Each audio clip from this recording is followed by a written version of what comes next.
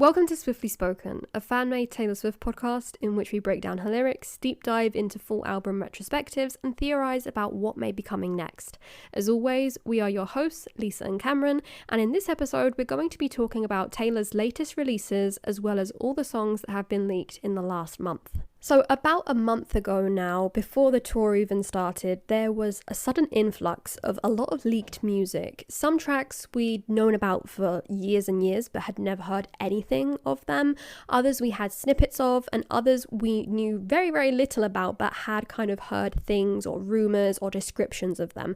So what we're going to be doing is going through the 5 total tracks that leaked in full over the last couple of months and discussing why we think they leaked, if we think that they're ever going to be released, and comparing them to their respective real version that has been released if there is one. So the first track, if we go in kind of like chronological from eldest to the newest kind of, is Drama Queen, which was a Speak Now track originally. Now we knew of this song, we knew of the name of it. In fact, we even mentioned it and kind of discussed it in our Speak Now Taylor's version, what could be in the Vault episode. However, we knew nothing really of the content of the song. So now that we finally got it, how do you feel about this song? It's very dated. I think that's the best way to describe it. I think dated. And also, I think our predictions, I can't remember exactly, were quite similar to what it was, that it was almost going to be a bit of a Better Than Revenge kind of song. Because, that was basically what it is. It's basically like Better Than Revenge's kind of, I don't know, I don't really know whether it's kind of in the same vein or not. I think it's a bit more tame, but it's one of I those was going to songs... say, it's almost like it's kind of, like Little Sister, but weirdly is still quite harsh. Yeah. You know what I mean? Yeah. But maybe not so brutally, but also is. It's really weird. It's kind of, it bridges the gap between You Belong With Me, like the soft message of your girlfriend is a bit of a pain, to Better Than Revenge's, this is bordering on kind of a bit of misogyny here. So...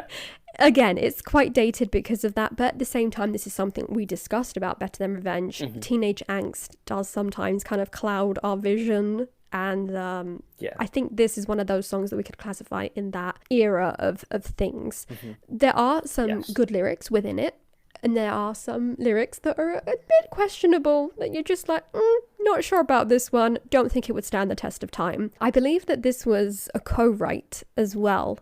This was a co-write with Martin Johnson, who she co-wrote If This Was a Movie with, which we'll be speaking about in just a moment. If This Was a Movie, the Hannah Montana track. Yes. And obviously Drama Queen. How do you feel about this song leaking? How do you feel about it being the only other kind of like co-write that we know about from that era leaking? And also chances of it being re-released. What do you think? I don't really know. I don't love it. I don't hate it.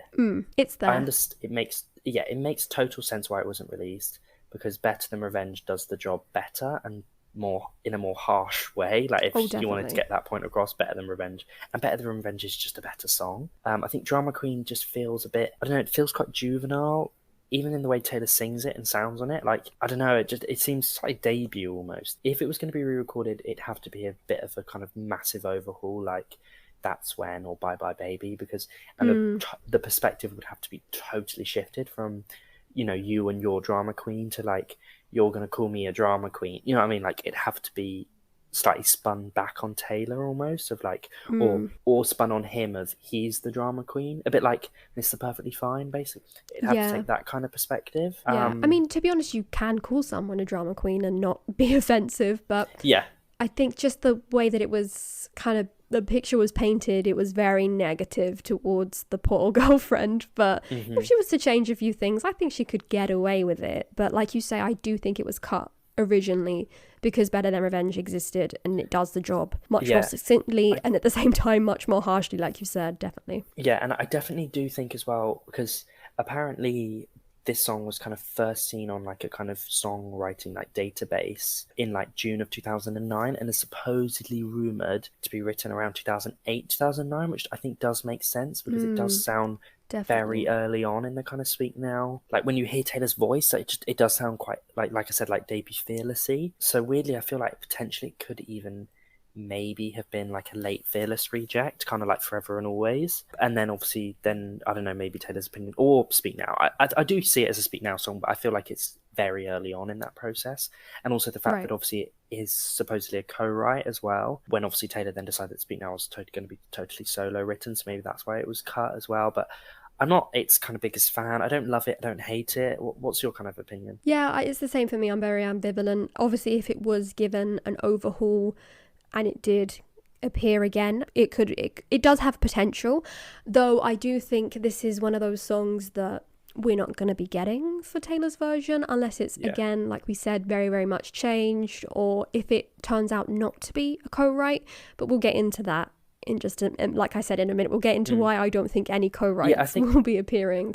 Definitely. And I think also, like, we've also had like Battle as well, which I believe we've mentioned as well across some of our episodes, which is supposedly also a Speak Now kind of reject. And I think the Battle, Story of Us, Drama Queen, they weirdly all are quite, I don't know, like, I feel like Battle is almost like slightly like this, it's like the younger sister of Story of Us, and Drama Queen's like the younger sister of Better and the Revenge, and it makes sense why neither of them were included, because the song that was included did it better. And I think this is kind of one of those. And also, again, with Battle, its message is a bit strange, whereas the message in Story of Us is a bit more established, and I believe the same with these two. Yeah, it's quite clear. So I just think, it's just, I wouldn't really be mad if we didn't get it.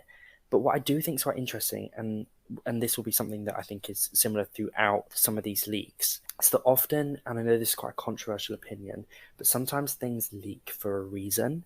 There is sometimes things where stuff is leaked unintentionally. Like, I know recently Ariana Grande, basically her entire unreleased discography has been leaked. Yeah, I know. Which I don't think is from her at all.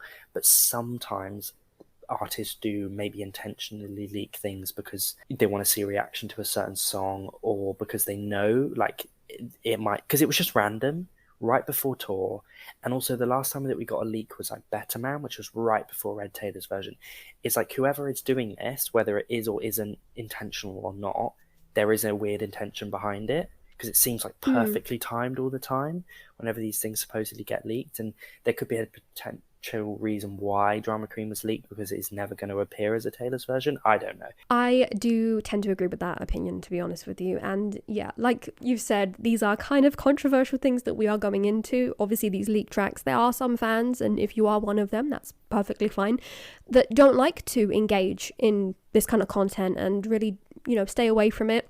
Everyone has their own opinions. We as fans, sometimes you can't help but come across them anyway, because they are quite widespread. But yeah, these are just theories, opinions.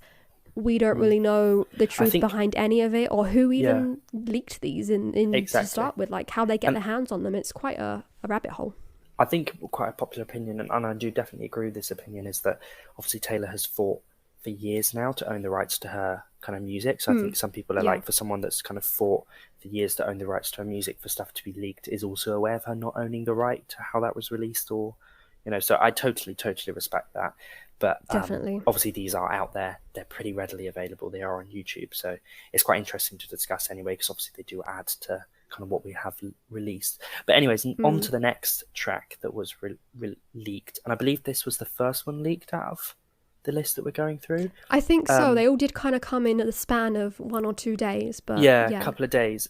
But the next one is obviously off of Red, and this is the Forever Winter original kind of demo recording. And what's quite interesting about this one is that there's obviously been, again, this is quite a controversial opinion, but there's obviously been quite a lot of discussion about post Fearless Taylor's version, when obviously we had some of those vault tracks previously, the demos of, and obviously the Taylor's versions were very different sonically and obviously lyrically, and there was a bit of a discussion of how original are the lyrics in these tracks. And obviously then with Red Taylor's version, it was like, especially with All Too Well, there's obviously a big debate around that, especially with the Lover Diary lyrics.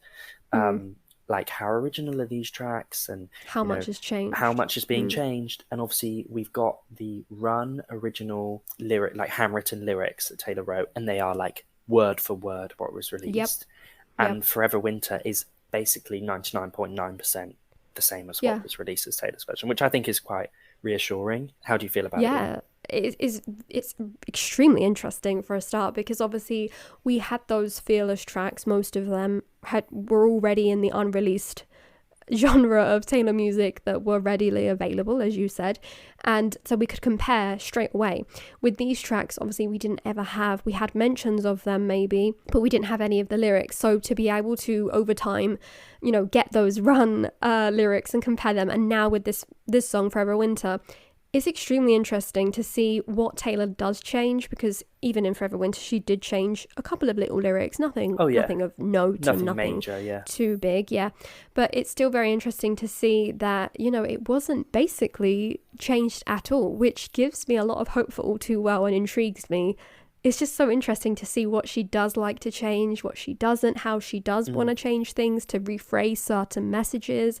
Perhaps that, did she have more of a relationship with Bye Bye Baby in which she just never understood it that way, and now she looked back at it and thought, the writing is a bit poor, or maybe she wanted to make it make sense with her life now. Or did the potentially, like with Sparks Fly, with those original handwritten lyrics, or the handwritten lyrics and then the performed 2007 version, was there just a natural change anyway in between the time, like the version that we've got released might be the original demo, and it was changed again after that, and that's the version that she's referencing. You know what I mean? There's so much that we don't know, but it is interesting with Forever Winter. And I guess obviously with the demo of Forever Winter, the production is very different. Similarly with Babe and Better Man, obviously the Babe and Better Man that were released, but obviously they were given to other artists who would have interpreted them and made them their sound, so that does make sense, but they are obviously drastically different than the Taylor's versions. And how are you feeling about the Forever Winter OG versus Taylor's version production? Which one are you preferring? What's your kind of opinions on them both? Yeah, I must say I love them both. And I love the take on both of them. I really, really do. Like, I think we discussed this back when they did leak, or when it did leak. I was comparing it and I was like, I really love this original production. I have to say, it makes it kind of a bit more country. Yeah, it feels very OG Red, doesn't it? It does really. I know that Red is very unsonically cohesive, which is, the meme and the and the beaten to death phrase from that time. But Forever Winter kind of does fit more in its original production than it does in its Taylor's version production. Having said that, I really, really love the horns and the, the little trumpet in Taylor's version. I do. So I love them both equally, and it was very interesting to see both things, the lyrical content not having changed basically, except for like the ending, and the production having changed. Do you have a preference between them? Again, I don't have a preference. I quite like the original because it feels, along with her vocals, just feels very Red, and I can just picture it on Red. Whereas I do really like the kind of slightly more fuller production of the Taylor's version. So yeah, again, I don't really have a preference. I'm quite happy with both. Whereas for like Better Man, I think the Taylor's version production is just gorgeous. Like, it just out-trumps.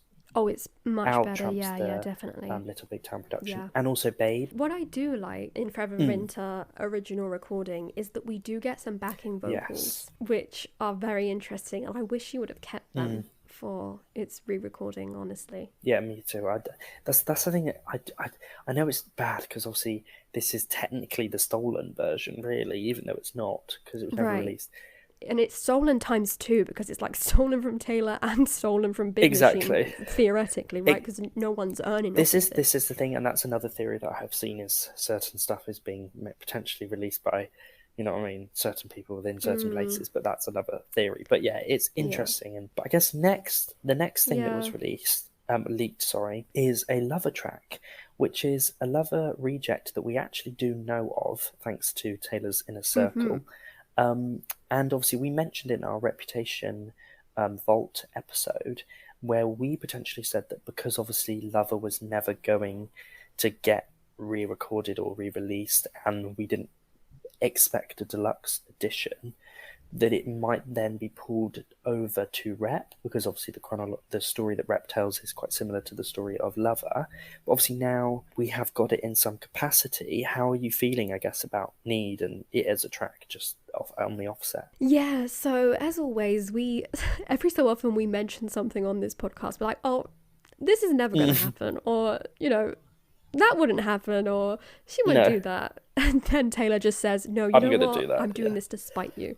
Yeah, so yes, Need, there was 2 tracks, we'll get into the next one in just a second, from Lover, the Lover era, that we discussed in that episode, as you said, and we knew of them from Taylor's Inner Circle, who basically were a group that are now defunct, basically. They're not on the internet anymore, but back in the day they kind of released not the song itself, they would collect and gatekeep the songs, but they would give us information about the songs, and they did a summary of what the song entailed and some of their best bits and stuff like that. And honestly, they did a good job, because now I read that and, you know, listen to these songs, and it was pretty accurate. But yeah, Need is a favorite of mine. I cannot believe how we did not get that. Like, again, with the Vault songs, and how we kind of can compare, like you said, with Fearless earlier. Red, the same thing happens. You can kind of see, oh, well, I Bet You Think About Me was left out, because basically those kind of bits of the story were told in other songs.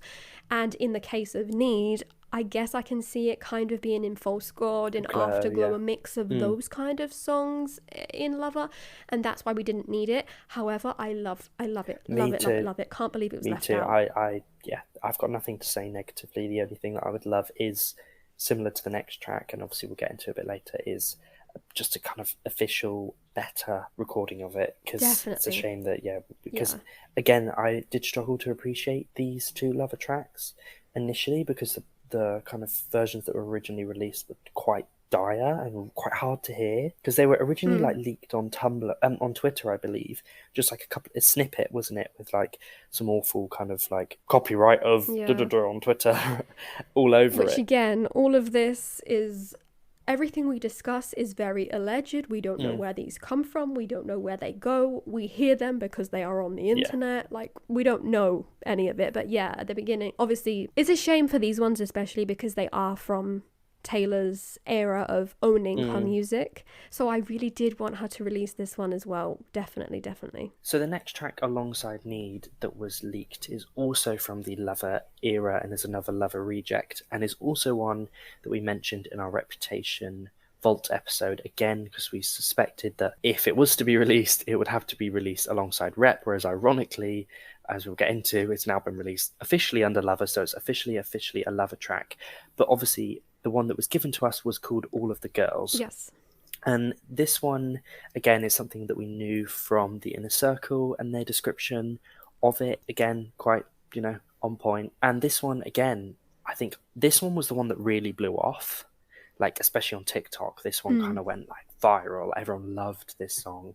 I think lyrically, because it's quite strong lyrically and links with other songs like Invisible String and things like that. So yeah, how are you feeling about All of the Girls?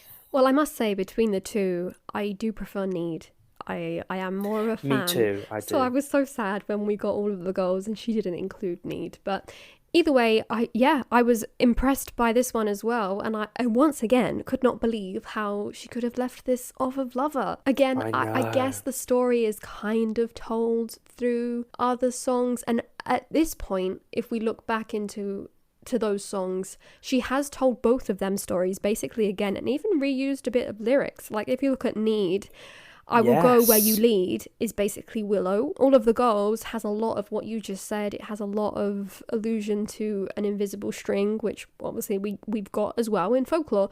So she kind of reused, and also then the kind of like the whole like stars aligned thing of Mastermind, and so on the beach. Those kind of lyrics, everything does seem to. Weirdly, the kind of concept of that song has kind of been like redone. Different bits of it have been taken apart and kind of sung about later, which is ironic, because it's like normally you'd say, oh, the album says this, so that's why it hasn't been included, whereas ironically it says it in later things. But it is a shame this song wasn't. I think maybe she didn't like the final production or the wording, and then she was able to kind of pick that apart and then put it into different songs and word it differently, which I can understand. But out of the 2, I did prefer Need, which is a shame. Me too. But both really solid songs, and I cannot believe for the life of me that they weren't included in Lover, and then other songs, like beat them out. And the next one as well that was leaked alongside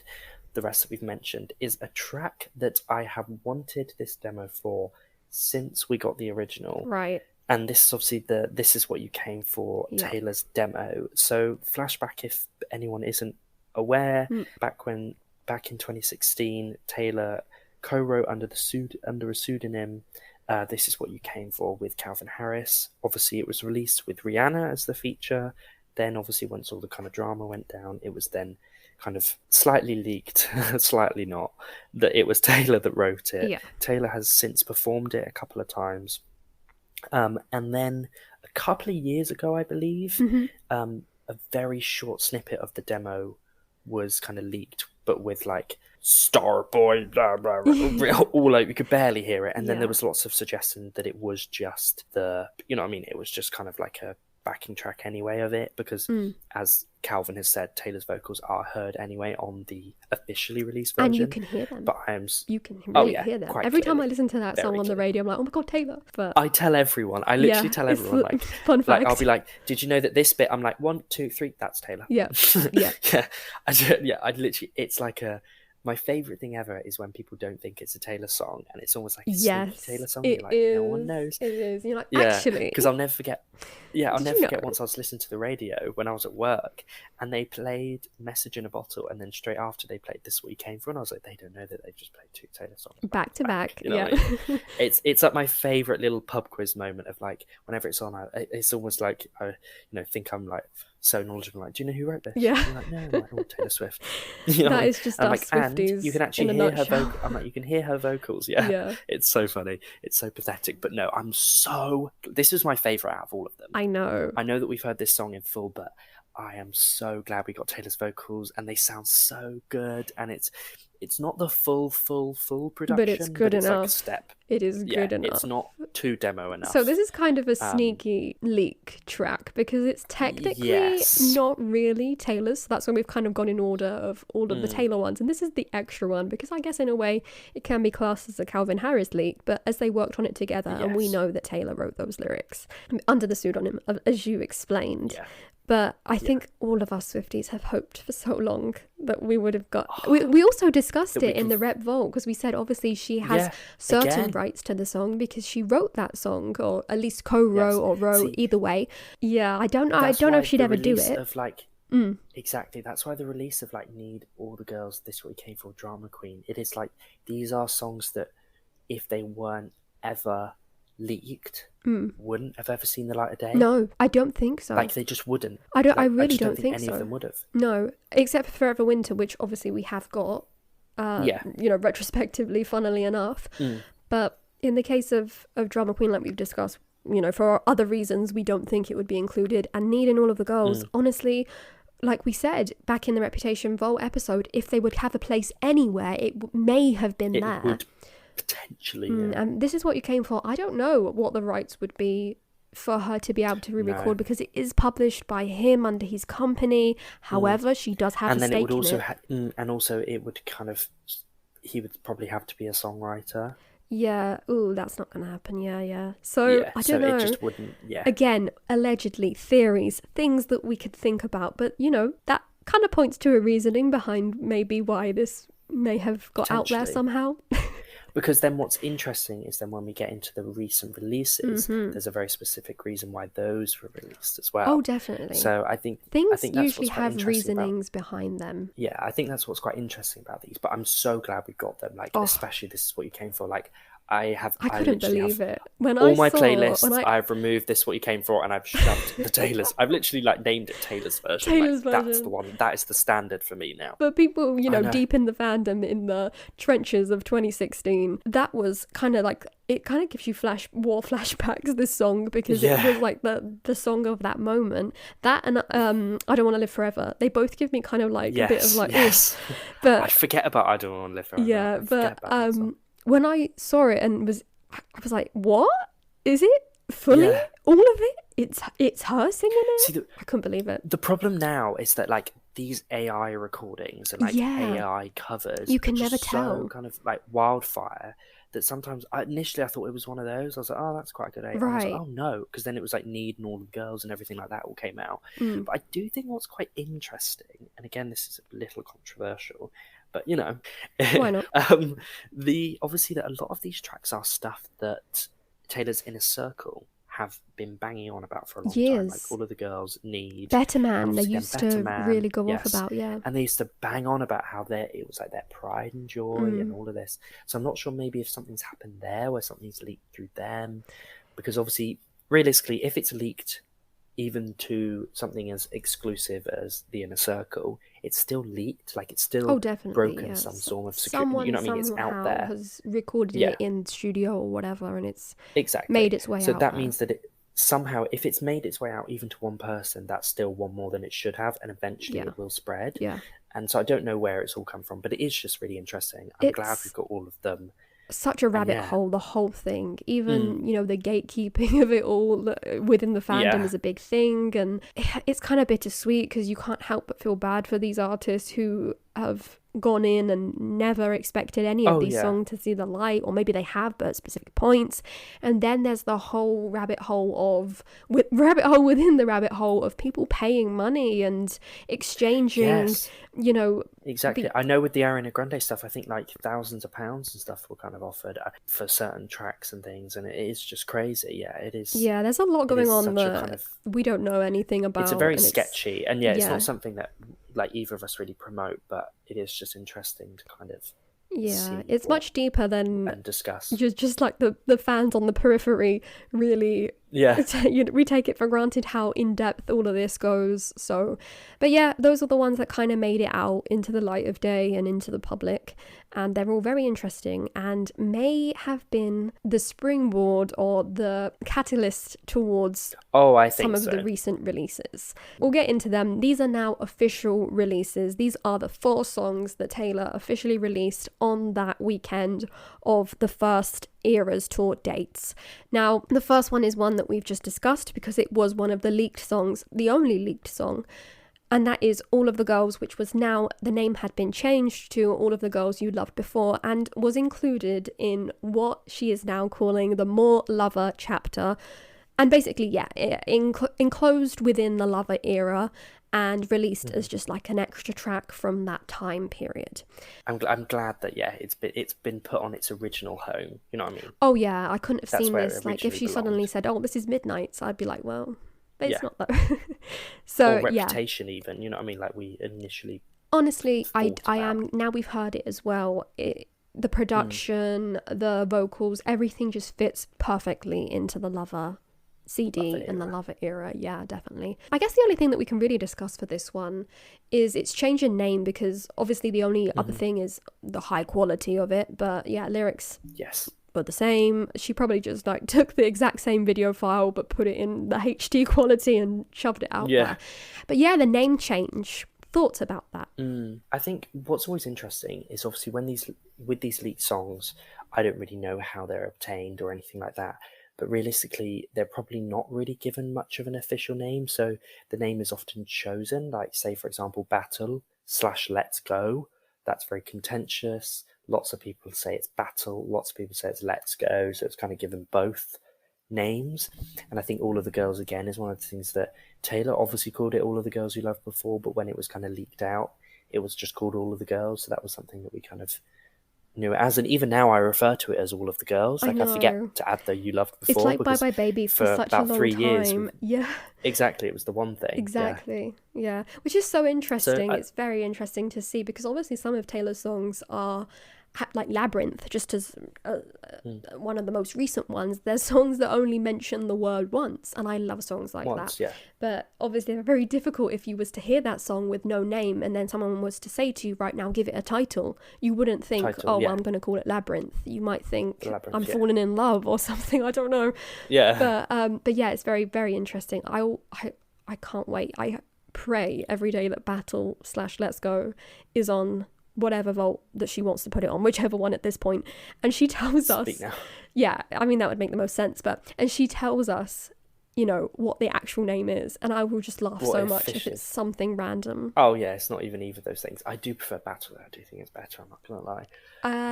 And with All the Girls, and with All the Girls You Loved Before, the thing that I think is quite interesting is, because I remember we kind of discussed potentially why it wasn't put on Lover, and obviously we've mentioned the things of like paralleling with kind of other stuff that's maybe been mentioned later, and maybe she felt like the way that it was told was potentially a bit clunky, and we also mentioned that potentially people could misconstrue the kind of Yeah. message of like all of the girls, and again take it as something negative rather than actually being like, no, because of all those people before, it's led you to me, an invisible string thing. But I think the invisible string image is a lot more, it's a bit more kind of romantic, isn't it, than Definitely. like, oh, all these other girlfriends you've had, you know what I mean? I know. So I think that also by calling it all of the girls you've loved before makes it seem, you know what I mean, rather than just all of the girls, like, oh, all these girls that you've been with, you know what I mean? And another... Not that is how it's meant to be, but it makes its message a bit more clear. Not that I think the message could be misconstrued, but you just never know. Well, anyway, some people just like see titles and they don't really look into it, which is what I'm going to get into, because another theory as to why the name may have just been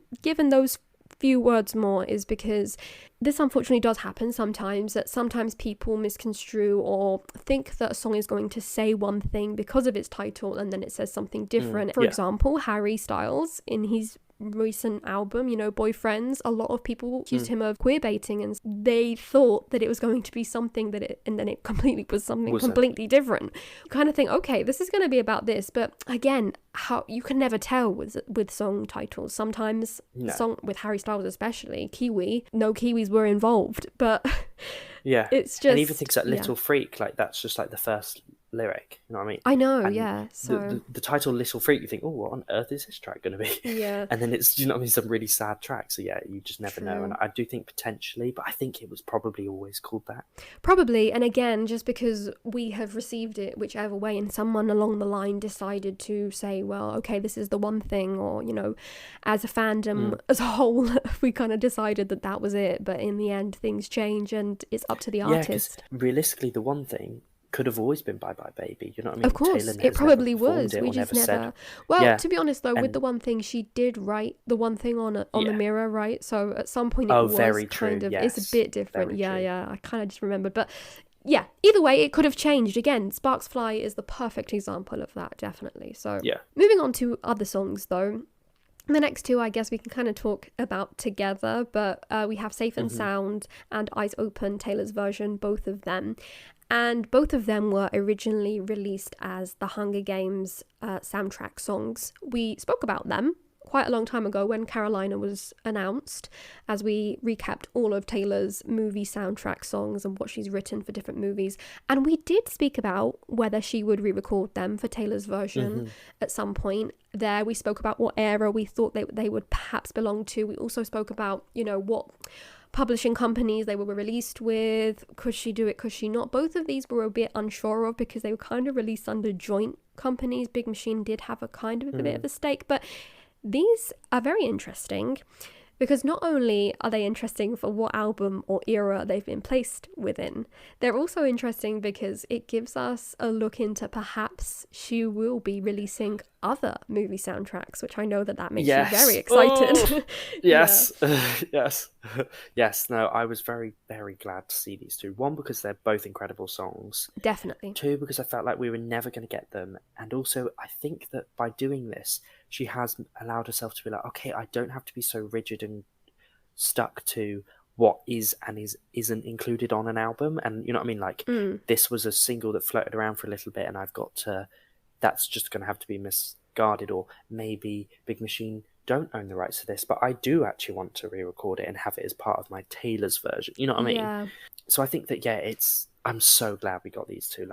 And these two, I think we've mentioned before about Taylor's version. Again, it's like contentious, but these two sound identical to the originals, like perfect, if not better, in my opinion. Amazing. And it is something that we kind of thought of because Safe and Sound especially is the precursor to folklore in many different ways. Yeah.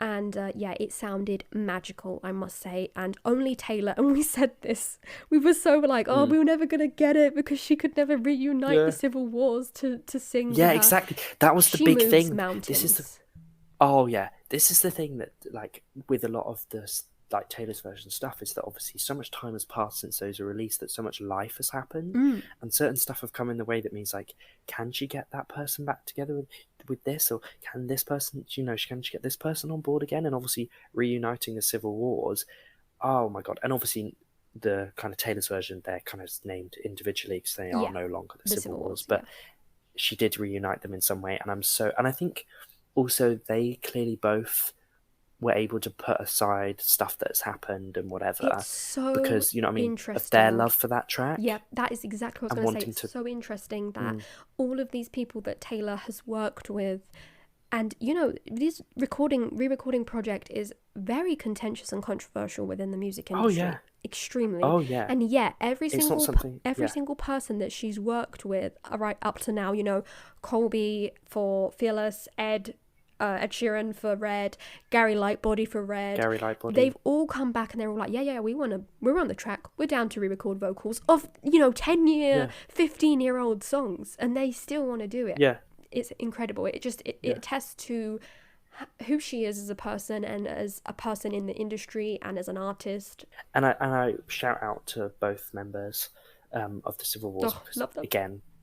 Again, better, I think, than the original. Like, the vocals on there were just gorgeous, like absolutely perfect. Like, they hit the nail on the head and they smashed it. Like, it was perfect. And Eyes Open as well. I love this kind of slightly more rocky Taylor, and I'm just so glad we got these. And as you mentioned, the thing that this suggests is that certain other movie soundtracks, like a little favourite of mine, Crazier, and another little favourite of mine, Sweeter Than Fiction, could potentially be included somewhere, which makes me very, very excited. I don't want to get my hopes up, but there is now way more potential than there has been before. The odds have gone up like exponentially. It's crazy how much they've gone up.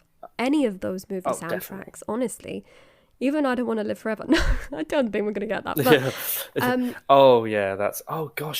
even thought about that. I don't. Yeah, that's another. I think that one is going to be fine because it is under. I think it was under Universal or it was under one of the big ones. It wasn't under Big Machine. So, we'll see. But alongside Safe and Sound, we also got Eyes Open, which I think many times a lot of people prefer Safe and Sound. But Eyes Open is just as amazing, just as well written, in my opinion. Again, this is such a suited time for these songs as well, because I was just about to say that. Yeah, The Hunger Games has been having a bit of resurgence. Obviously, the ballad, you're going to have to help me with the name. Do you know the name? Ballad of Songbirds and Snakes. There you go. So that is going to be now made into a film. So yeah, a lot of chatter about the Hunger Games and a resurgence alongside these. And I think all of them were recently put on Netflix. Like, all of them were put back on Netflix, and they had a bit of a kind of. So yeah, it is kind of, the Hunger Games are getting a bit of a naturally just a resurgence with being put on Hunger Games, new film coming out. Taylor's then re-released 2 Hunger Games songs. It's like, oh, are we back in 2012 again? I know. And yeah, so the only thing that we can say about these 2 songs, though, that is a bit controversial, is that they have been included in what Taylor has again named the more Red chapter. So including them in the era of Red. So the final song released out of the official kind of releases is If This Was a Movie, obviously Taylor's version. So this was quite a left of field release in comparison to the other Taylor's versions, because obviously Safe and Sound and Eyes Open didn't originally have an album home as such, because they were a soundtrack. Right. Whereas If This Was a Movie, obviously his original home as such was Speak Now Deluxe.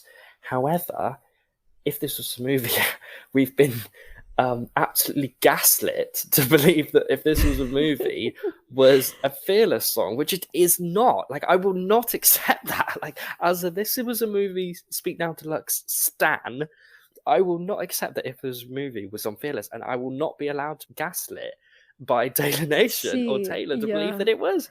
I don't know who they think we are, that they're just like, oh yeah, more Fearless. More Fearless. It's like, yeah, so here is where we go into delicate territory, because whereas, like you said, Safe and Sound and Eyes Open, we kind of spoke about this off camera, off mic, should I say, but you know, I kind of always felt they were more like Red era. You kind of felt like they were more Speak Now era. I feel like they're Speak Now, because, like I said, just because she's like performed them on the Speak Now tour, and they were released during that kind of period. Whereas for me, again, as we said kind of off mic, I've always found that back in the day, not so much now because there's a bit of a kind of crossover, but back like during the kind of Big Machine days, eras start for me when single is announced / released. Like Red starts when We're Never Ever Getting Back Together is released. Safe and Sound were released pre that.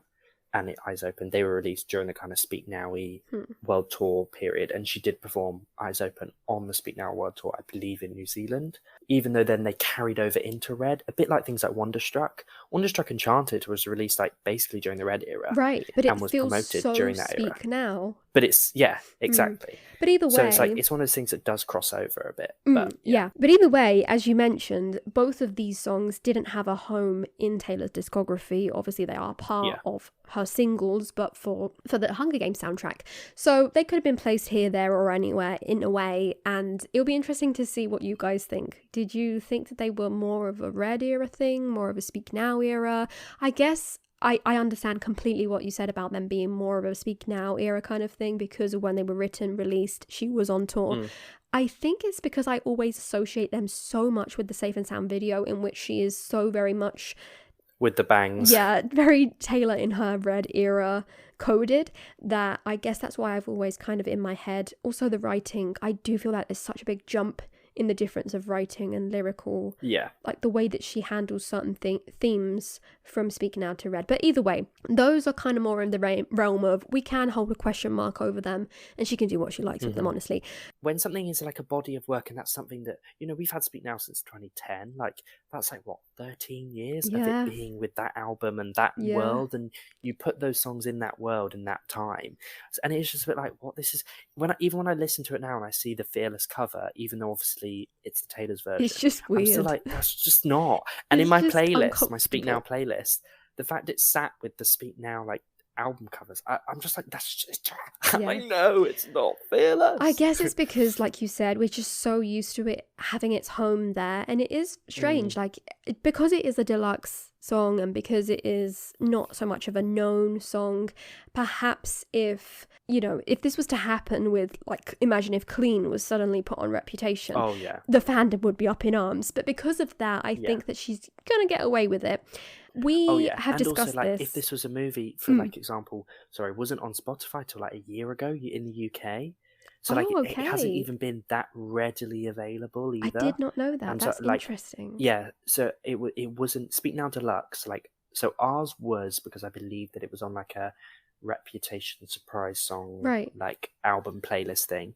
But if this was a movie and Superman were not on UK Spotify for a while, it might have been in the last year, 2 years. I don't know, because I don't personally have Spotify, but I just know of things like that. So yeah, it's not even like it's really had much of a streaming life anyway. So I guess they can in the UK, I'm not sure, internationally, and I believe it was on the States Spotify anyway. So it's almost like weirdly it hasn't been. It's a bit of a girl at home kind of moment where it's like you can get away with it because it's not. Yeah, so the fearlessification of Speak Now, which we have been living through recently, I do think it has an ulterior motive to it. Like, this is not just a random release for no apparent reason that she just woke up one day and said, you know what, if this was a movie, it was actually meant for Fearless, but I didn't include it. No. We don't have any of that background information. What we do have is a theory and a long time thing that has been said in the fandom, which is that Speak Now is a completely solo written album. Now, that is technically true, but the deluxe version of Speak Now, we couldn't say the same for it, because if this was a movie, it does have a co-writer. Now, with Taylor not including If This Was a Movie on Speak Now and including it on Fearless TV, what it leads us to believe, theoretically, is that she wants to release Speak Now Taylor's version, and for that to be an entirely self-written solo-written album.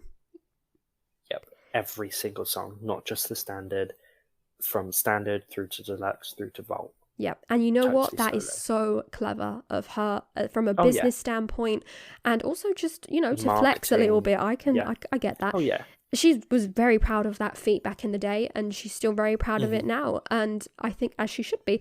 But from a marketing standpoint, amazing. Fearless, we got the nostalgia of it. Red, we got the all too well 10-minute version carrying it as well, and now Speak Now is going to have an amazing, you know, title or gimmick to it, which is, this is my fully solo written album. So if she had to Fearlessify, if this was a movie to do so, I can I'll take it. Yeah. But I'll take it very begrudgingly.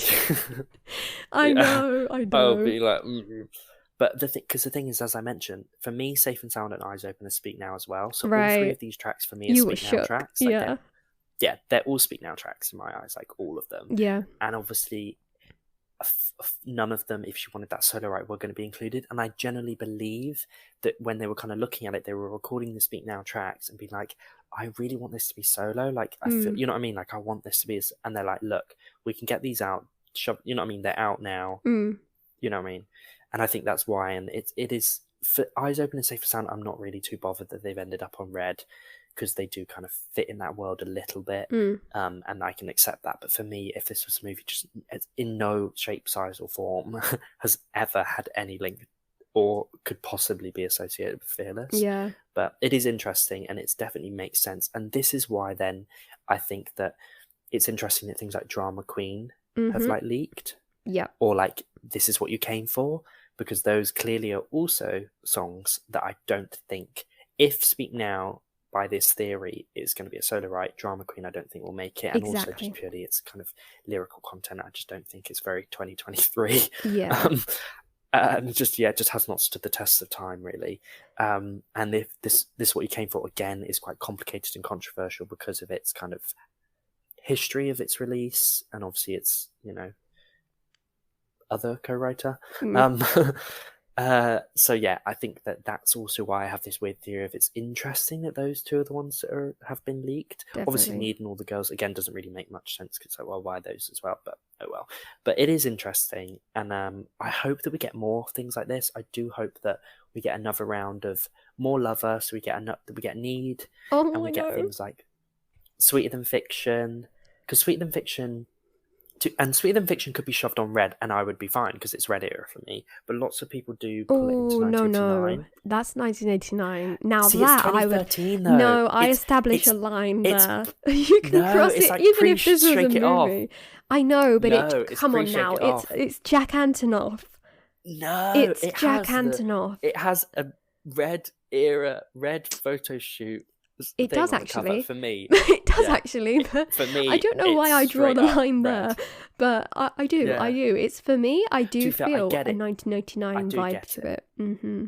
It's definitely a transition. Isn't that weird? Like, how in our heads we just create these kind of this one goes here, yeah. And I think that affects our way of listening to the songs and kind of classifying them and that. That's very interesting. Let us know what you guys classify Sweeter Than Fiction as well, because that's interesting to me.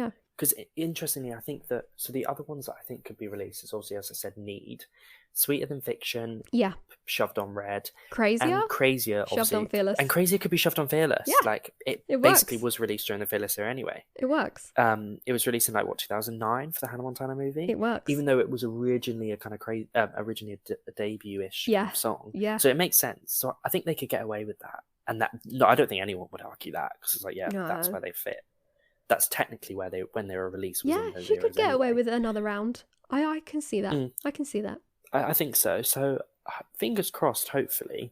But yeah, those are both leaked and officially released tracks, and we finally got round to mentioning them. We kept being like, we will get round to it, and we're glad that we finally have, because there's been a lot to kind of discuss, but it's quite good to discuss it in hindsight and by having them for a couple of weeks now. And let us know all of your thoughts on both leaked and the kind of release tracks, your opinions on just everything we've mentioned, because we just love hearing what you guys say, and if anyone kind of shares or disagrees with what we say. But yeah, those are kind of all the things that have been released recently, and fingers crossed we should potentially get a couple more here and there, if not a whole certain album beginning with S. Speak Now soon, fingers crossed. I think that we're definitely gearing up to it, obviously with stuff that's happened recently, but I think these recent releases are definitely kind of hinting to it, to get those out of the way, because they belong in the kind of Speak Now realm. So let's shove them in other ones and then get Speak Now out. All of the pieces of the puzzle are coming together, and it seems to be painting a very interesting picture as towards Speak Now and what it may include and be marketed as. But yeah, those are all the releases. Let us know your favourites. As always, thank you very, very much for listening. If you did enjoy, make sure to give this episode a thumbs up on YouTube and subscribe while you're over there. If not, you can also rate us on Spotify or Apple Music or wherever you listen to our podcast. And don't forget to follow us over on Instagram. Our handle is @SwiftlySpokenPodcast.